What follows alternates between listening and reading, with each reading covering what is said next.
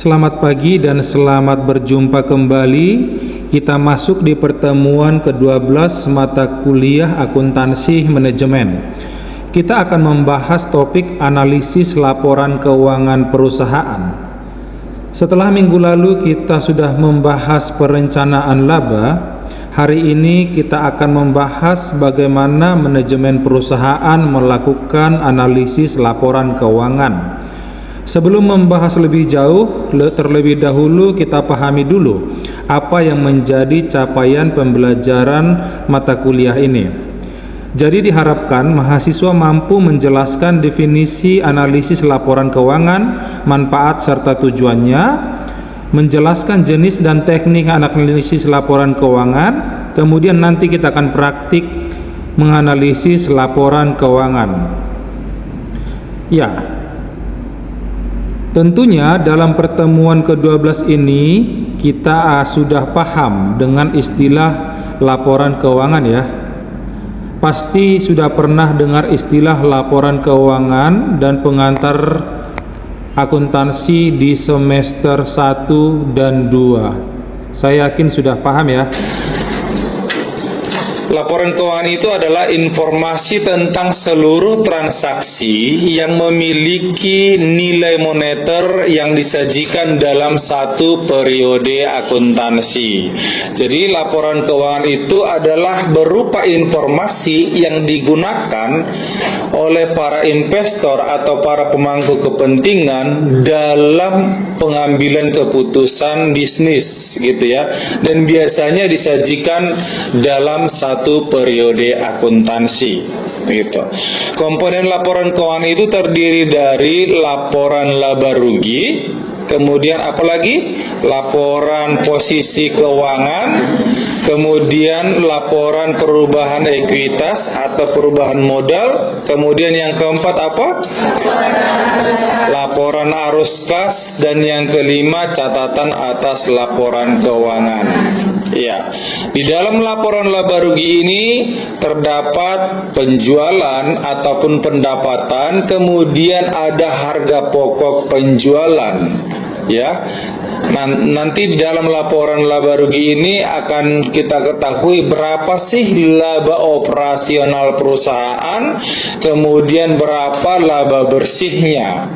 Kemudian di dalam laporan posisi keuangan kita juga akan tahu nanti berapa sih sebenarnya asetnya, berapa pasifannya yang terdiri dari liabilitas dan ekuitas, dan kedua-duanya itu harus sebanding, yaitu pengantar dari laporan keuangan. Kemudian laporan perubahan modal. Selanjutnya laporan arus kas yang terdiri dari apa? Aktivitas operasional, kemudian aktivitas investasi dan aktivitas pendanaan. Ini atas laporan keuangan ini memberikan informasi-informasi yang tertera di dalam keempat laporan keuangan yang lainnya yang tidak bisa dijelaskan secara terperinci. Bisa dipahami ya? Baik, kita lanjutkan ya. Manfaat dari analis laporan keuangan ini adalah untuk mengevaluasi kinerja perusahaan, ditinjau dari sisi kemampuan membayar kewajiban jangka panjang, jangka pendek, dan memperoleh laba. Seberapa besar kemampuan perusahaan untuk memperoleh laba ditinjau dari aset yang dimiliki ya, atau mungkin modal sendiri yang dimiliki para pemegang saham. Itu ya. Kemudian yang selanjutnya, tujuan analisis laporan keuangan. Tujuan analisis laporan keuangan ini adalah untuk memahami aktivitas perusahaan, kemudian mengevaluasi kinerja di masa yang lampau, mendiagnosa apakah ada masalah yang terjadi di dalam perusahaan, kemudian meramalkan atau memprediksi kinerja perusahaan di masa yang akan datang. Ada 3, ya, sebenarnya banyak analisis laporan keuangan, tapi saya menyajikan 3 jenis analisis laporan keuangan di sini. Ya. Yang pertama adalah analisis tren, kemudian analisis common size, dan yang ketiga analisis rasio. Seperti itu. Baik, saya lanjutkan. Rasio keuangan. Berbicara rasio keuangan adalah indeks yang membandingkan satu pos akuntansi dengan pos lainnya untuk tujuan menilai kinerja keuangan suatu perusahaan. Tadi seperti yang saya jelaskan, bahwa rasio keuangan itu adalah membuat posisi yang lebih kecil, ya, membuat posisi yang lebih kecil sehingga kita bisa melihat berapa perbandingan antara satu pos di dalam laporan keuangan dengan pos lainnya. Contohnya tadi saya sudah berikan, kita bisa membandingkan laba bersih perusahaan di dalam satu periode, kita bandingkan dengan jumlah aset di dalam periode yang sama, sehingga kita bisa mengetahui berapa sih rasio profitabilitas dari perusahaan tersebut, gitu ya. Periode dengan periode lainnya di dalam satu perusahaan. Jadi kita membandingkan antara kinerja tahun 2024 dengan tahun 2023 atau tahun 2023 dengan tahun 2022 di dalam satu perusahaan. Contohnya PT ABC atau katakanlah Bank BCA. Kita mau lihat kinerjanya di tahun 2024 sehingga kita bandingkan dengan laporan keuangan Bank BCA di tahun 2023, seperti itu. Kemudian yang kedua, perbandingan eksternal, yaitu perbandingan rasio perusahaan dengan kinerja rata-rata industri. Contohnya, kita mau melihat kinerja Bank BCA. Bank BCA ini kita bandingkan dengan rata-rata industri di sektor perbankan, ya, karena Bank BCA kan bank, berarti kita lihat di sektornya, di industrinya, apakah dia berada di rata-rata industri atau berada di bawah rata-rata industri. Seperti itu. Bisa dipahami ya? Bisa. Baik, saya lanjutkan. Rasio-rasio laporan posisi keuangan, ya. Kita belajar di sini ada, saya jelaskan 4 jenis rasio. Yang pertama adalah rasio likuiditas. Rasio likuiditas ini adalah mengukur kemampuan perusahaan untuk memenuhi kewajiban jangka pendek melalui perbandingan antara aktiva lancar dengan hutang lancar. Jadi rasio likuiditas ini adalah bagaimana seberapa mampu perusahaan untuk membayar kewajiban jangka pendeknya. Kewajiban jangka pendek ini contohnya seperti apa? Hutang gaji, ya, hutang bank, hutang pajak yang dibayar dalam jangka 1 tahun, gitu ya. Kemudian ada lagi rasio solvabilitas. Rasio solvabilitas ini adalah mengukur kemampuan perusahaan untuk memenuhi kewajiban jangka pendek dan jangka panjang ditinjau dari hutang atau modal yang dimiliki perusahaan. Kemudian ada lagi rasio aktivitas. Rasio aktivitas ini adalah rasio yang mengukur seberapa efektif perusahaan dalam memanfaatkan semua sumber daya yang dimiliki. Kemudian yang terakhir adalah rasio profitabilitas. Rasio profitabilitas ini adalah yaitu mengukur kemampuan perusahaan untuk mendapatkan laba atau keuntungan dari pendapatan penjualan atau investasi yang dimiliki. Oke, baik, saya menjelaskan yang pertama adalah rasio likuiditas. Mengukur kemampuan perusahaan untuk memenuhi kewajiban jangka pendek ditinjau dari aktiva lancar yang dimiliki oleh perusahaan. Seberapa besar kemampuan perusahaan ditinjau dari jumlah aktiva yang dimiliki. Yang pertama adalah current ratio, ya. Rasio lancar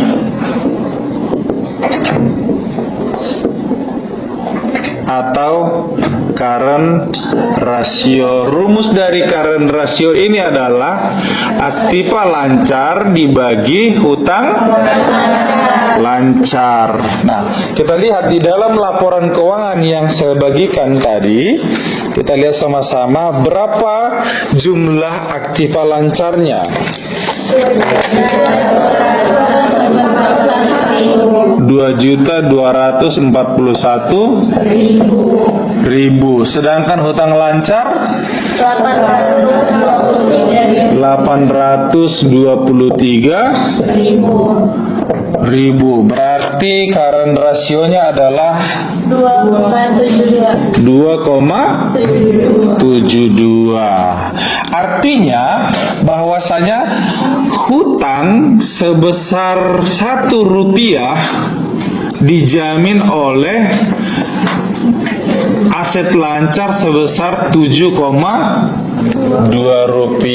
Artinya lebih besar aset lancar yang dimiliki perusahaan daripada hutang lancar. Jadi kreditur tidak perlu mengkhawatirkan jika perusahaan datang ingin mengajukan pinjaman, maka tidak perlu khawatir karena perbandingannya 1:2,72. Namun perlu diperhatikan jika 1 dibanding 8 juga sebenarnya tidak terlalu baik. Kenapa? Karena ada Rp8, ada Rp7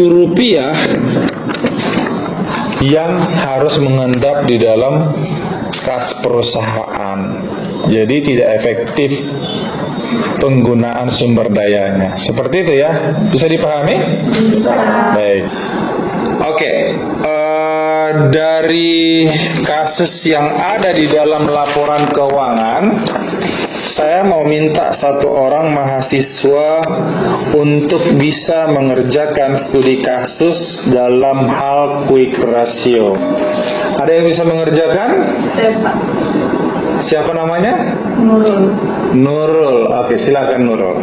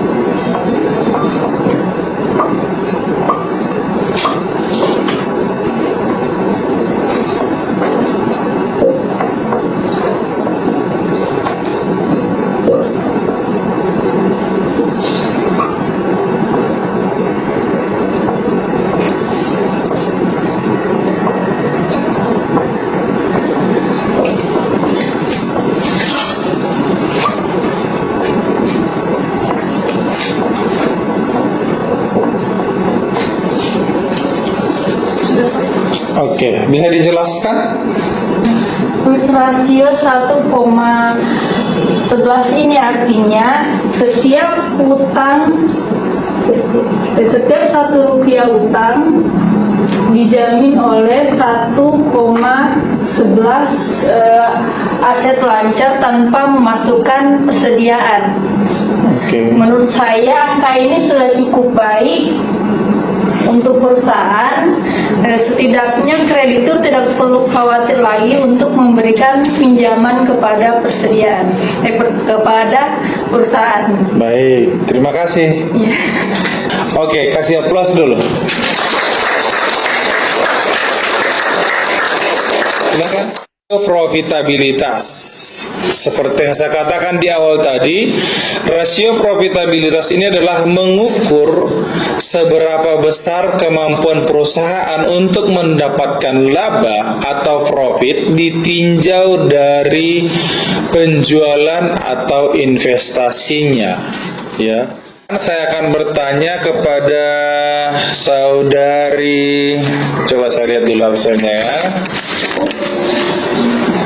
Saudari Lika Ayu. Oke. Menurut Anda, rasio ROA, return on asset ini semakin tinggi persentasenya, apakah semakin baik atau semakin buruk? Oke, setelah mendengarkan penjelasan Bapak tadi, menurut saya rasio ROA yang tinggi ini sangat bagus untuk perusahaan karena memiliki peluang yang besar untuk lebih besar untuk para investor. Oke, baik. Bagus sekali jawabannya. Kasih aplaus dulu. Baiklah, kita sudah mempelajari apa definisi, manfaat, dan tujuan dari analisis laporan keuangan. Semoga ada manfaat yang diperoleh ya dari perkuliahan hari ini. Namun saya akan memberikan tugas untuk kalian, yaitu menganalisis laporan keuangan yang ada di Bursa Efek Indonesia ya. Pilih perusahaan apa saja bebas ya, yang penting sudah ada terdaftar di Bursa Efek. Kemudian kalian akan menganalisis rasio likuiditas, rasio solvabilitas, dan rasio profitabilitas. Itu saja ketiga rasio itu ya. Seperti yang sudah saya ajarkan tadi, ada indikator-indikatornya apa saja, nanti kalian buat. Tugasnya masing-masing berbeda, dikumpulkan minggu depan ya, di print juga laporan keuangannya dan hasil analisis rasionya.